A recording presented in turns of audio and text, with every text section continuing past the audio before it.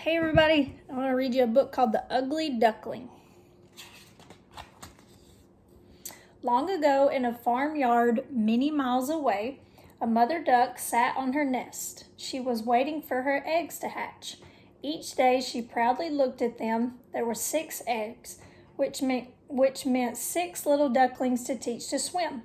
One sunny spring morning, the first egg began to crack. Tap, tap, tap went the duckling inside, trying to get out. Mother Duck watched as the egg cracked open and out popped a fluffy duckling. 1, said Mother Duck proudly. The next day, the second egg hatched. Out popped another fluffy duckling. 2, said Mother Duck proudly. On the third day, duckling number 3 hatched. That leaves just 3, said Mother Duck. On the 4th and 5th day, ducklings number 4 and 5 hatched. Mother Duck looked proudly at her 5 fluffy ducklings. That leaves just 1, said Mother Duck. As she settled on her nest, her ducklings gathered around her.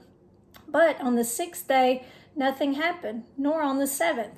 How strange, said Mother Duck. On the 7th day, it should have hatched by now. One of the farmyard chickens wandered by. Oh, she said, you're still there? I thought you'd be on the pond by now. It's this last egg, said Mother Duck. It hasn't hatched yet. Let me see, said the chicken. Well, no wonder. It looks like a goose egg to me. You'll be here for a long time. Oh dear, said Mother Duck. I have my 5 little ducklings to teach to swim. What shall I do? I can't leave it. Ah, well, said the chicken, and she wandered off. The goose heard that one of her eggs was in Mother Duck's nest. Is it true? She asked, as she puffed up to the nest. Do you have one of my eggs? I think so, said Mother Duck. They both looked in the nest.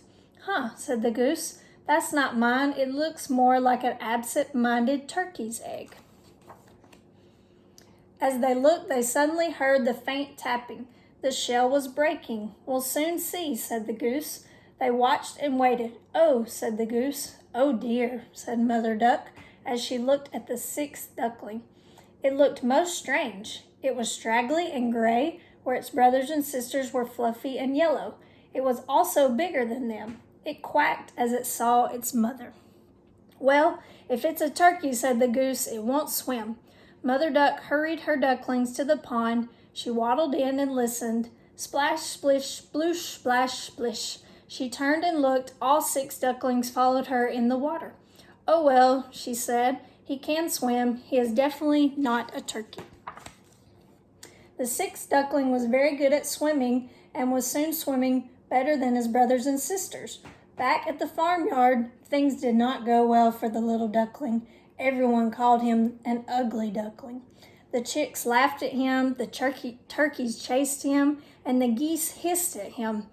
So even his brothers and sisters would not talk to him. But when his mother turned away, he was very sad.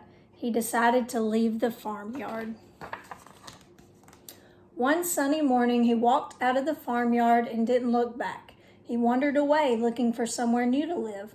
When he'd been walking a while, he came to a large lake. There were some ducks swimming on it.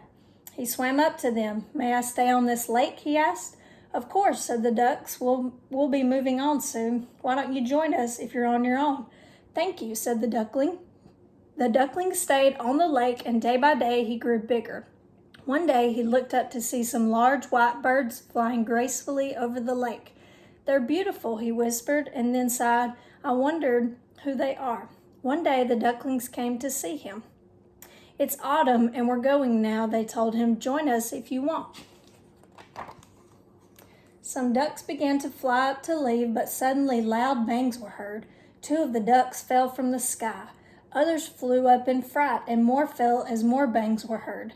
The duckling ran and hid. He found a bush and stayed there until the noise had died down. When it was quiet, he sadly left the lake and went away over the fields. He came to another lake, and there he stayed. Winter was coming, and he was alone. As the days grew colder, he found that it was harder to find food. Then one morning, he woke and found that he couldn't move. The lake had frozen, and he was stuck in the ice. The day passed, and the duckling was giving up hope of being found. But late in the afternoon, a man walking his dog saw him. He broke the ice and the duckling was free. He ran across the ice and hid. He didn't dare to go on the ice again. Winter passed, spring came, and the ice melted. The duckling stretched his wings and found that they were very strong enough to carry him. He flew up and over the lake, high above the trees and fields. He should have been very happy, but he was not because he felt so alone.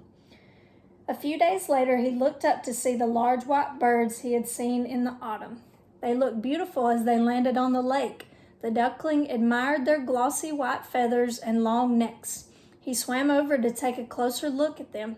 "Please," he said shyly, "will you tell me who you are? You are so beautiful and I am so ugly. I've never seen anybody like you." "Ugly," cried one of the white birds. "How silly." "We're swans," said another. "Why do you think you're ugly? Look at yourself in the water." The duckling looked and caught sight of his own reflection. He gasped in surprise, for instead of seeing a fat gray duckling, he saw a swan with a long, elegant neck and a bright orange bill. "I'm like you," he cried. "I'm a swan too."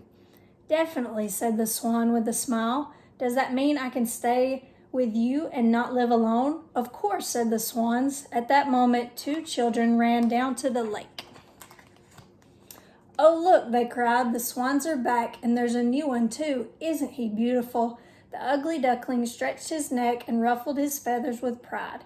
Then it was time to go flying with all of the other swans, and as the duckling took off from the lake, he could see his new beautiful reflection in the water. The end.